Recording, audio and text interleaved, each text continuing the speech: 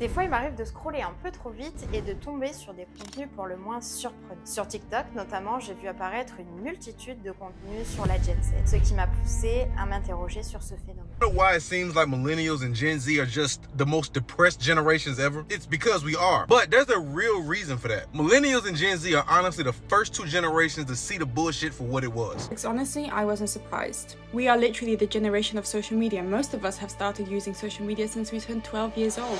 Nés entre 96 et 2010, on les appelle les premiers enfants du numérique. Ils sont nés à l'ère de l'avènement d'Internet, des appareils portables, des écrans tactiles et de tous les réseaux sociaux qu'on connaît aujourd'hui. Ils sont différents des générations précédentes. Nous allons voir pourquoi. Et salut à tous, j'espère que vous allez bien, c'est Alicia. Aujourd'hui, on parle d'un fléau qui nous touche tous, et plus particulièrement les nouvelles générations. La quête de repères dans un monde en constante évolution. Nous sommes drogués au numérique.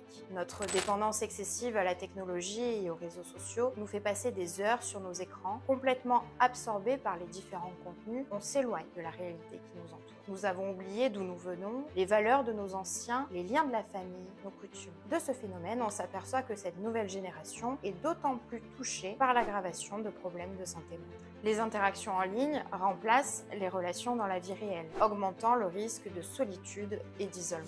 Ça me fait mal de le dire, mais on se rend pas compte à quel point la jeunesse souffre aujourd'hui, hein, vraiment. Parce que ils sont biberonnés aux réseaux sociaux, donc ils sont biberonnés à des choses qui sont fausses. Parce que tout ce que vous voyez sur les réseaux sociaux, c'est pas vrai. C'est pas parce qu'on va dans des beaux restos, qu'on fait des beaux voyages, que notre vie elle est cool. C'est pas parce que vous voyez des couples s'aimer, s'embrasser, faire des photos on flicks sur Instagram qui sont heureux. Et on l'a vu, donc ils sont bercés à ça et malheureusement leur santé mentale en prenne un coup vraiment. La recherche de validation et de likes sur les publications peut rapidement devenir une source de stress et d'anxiété, incitant à rechercher constamment l'approbation des autres. Les filtres, les retouches et les mises en scène perfectionnées sur les réseaux sociaux peuvent contribuer à une image irréaliste de soi-même, ce qui peut affecter l'estime de soi, voire même déclencher des troubles du comportement et de l'alimentation. So it's come out recently that the Gen Z generation is the saddest generation ever, more susceptible to depression and just in general feel like they have no sort of motivation to kind of succeed in life.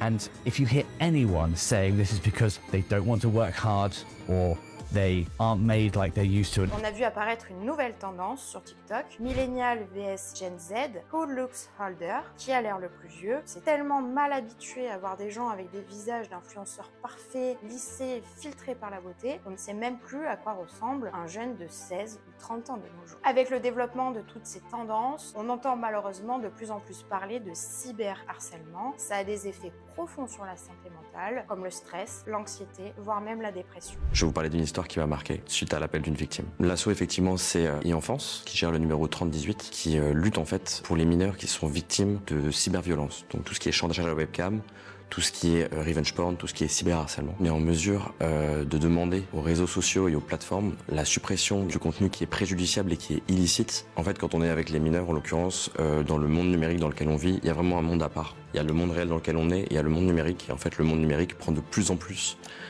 d'ampleur. Et c'est pour ça qu'il y a de plus en plus de cas de cyberharcèlement. C'est intéressant. Cette histoire m'a marqué parce que c'était une jeune qui avait 13 ans, qui était toute seule, sans aucun moyen d'action. Et à 13 ans, en fait, c'est extrêmement jeune comme âge pour être confronté à ce genre de contenu, ce genre d'acte. Ça m'a marqué parce que c'est extrêmement traumatisant pour elle, mais c'est aussi le genre d'appel qu'on a très souvent. Des vidéos éducatives et des expériences personnelles peuvent être des outils efficaces pour sensibiliser et offrir un soutien communautaire aux personnes touchées par divers troubles mentaux. Mais attention, ça peut aussi être à double tranchant. Si vous vous retrouvez à consommer trop de contenu à ce sujet, ça peut avoir un néfaste sur votre propre santé mentale. Avez-vous l'impression que les réseaux sociaux affectent votre santé mentale aujourd'hui? Franchement, honnêtement, oui. Actuellement, parce que déjà, c'est tout le temps sur notre téléphone, c'est tout le temps présent. On passe des heures dessus. Clairement, par rapport à mon image, l'image des femmes en général que j'ai dessus, ça m'affecte énormément, genre par rapport au TCA. Moi, je suis d'accord. Déjà, on est très influençable. C'est sur mon fil TikTok, je vois pendant une heure des personnes parler de leur dépression alors que moi tout va bien. En fait, je vais absorber leurs émotions, comme elle a dit par rapport au TCA. En fait, des fois, ça te replonge dans des choses auxquelles, à la base, t'es pas dedans ou t'es plus dedans, en fait. Après, en soi, ça joue pas trop sur la santé mentale si on sait l'utiliser d'une façon bienveillante.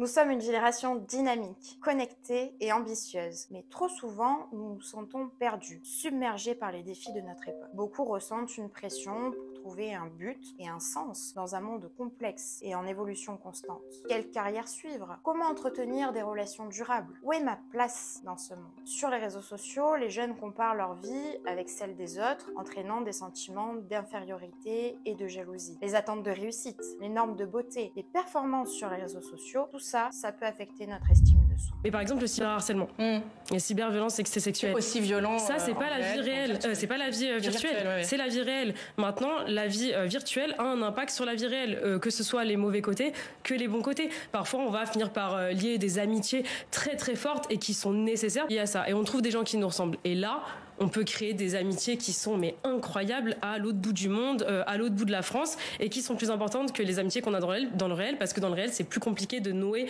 des relations.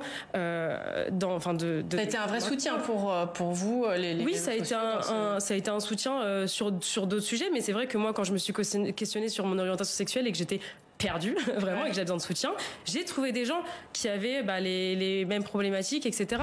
Et là, ça fait du bien. Mais il n'y a pas que ça. C'est une génération qui grandit dans un contexte de changement climatique avec des défis environnementaux. Les 3/4 de jeunes sondés par une vaste étude internationale estiment que l'avenir est effrayant et une grande majorité est inquiète à propos du changement climatique. En 2021, les chercheurs d'une université britannique ont mené une enquête auprès de 10 000 jeunes âgés de 16 à 25 ans dans 10 pays différents. Pour 75% des jeunes, l'avenir est effrayant et près de 60% sont très ou extrêmement inquiets à propos du changement climatique. L'enquête met également en avant leurs pensées pessimistes concernant l'avenir. Plus de la moitié pensent que l'humanité est condamnée. Avec ça, les difficultés économiques, avec un taux de chômage élevé, les coûts du logement qui se sont envolés, puis l'inflation au niveau de l'électricité, de la nourriture, tout ça, ça a créé des pressions financières importantes pour cette génération. Gen Zers grew up well aware of the fact that children are unaffordable, houses are unaffordable, and the only opportunity they have is to work for nothing.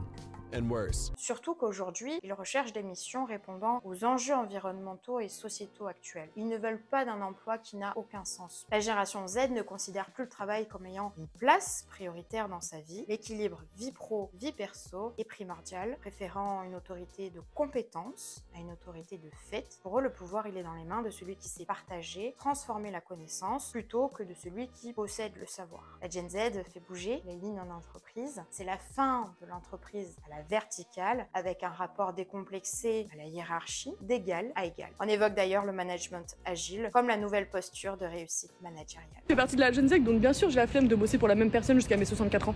Je suis de la Gen Z, bien sûr que l'heure c'est l'heure. Je suis de la Gen Z, donc bien sûr que je vais prendre mes jours de congé sans culpabiliser. Je fais partie de la Gen Z, donc bien sûr que je dois expliquer à tous les gens de plus de 35 ans qu'est-ce que c'est TikTok. Je fais partie de la Gen Z, donc bien sûr que je prends autant de pauses que je veux, quand je veux. Partie de la Gen Z, bien sûr que je préfère travailler sur un canapé plutôt qu'autour de la table. Il est donc nécessaire de renverser la pyramide, lâcher prise, faire confiance et mettre les jeunes au cœur des processus de transformation. Les différences et les incompréhensions entre les différentes générations, que ce soit avec nos grands-parents, nos parents, nous-mêmes et puis les plus jeunes, sont souvent dues à des facteurs sociaux, économiques et technologiques qui ont influencé leur expérience de vie et leur perspective. Alors même s'ils diffèrent de nos valeurs et de nos points de vue, on peut essayer de comprendre et d'échanger avec les nouvelles générations afin de faire bouger les lignes et d'évoluer tous ensemble. En étant à l'écoute et en offrant un soutien adapté, nous pouvons contribuer positivement au bien-être et à l'épanouissement de la Gen Z.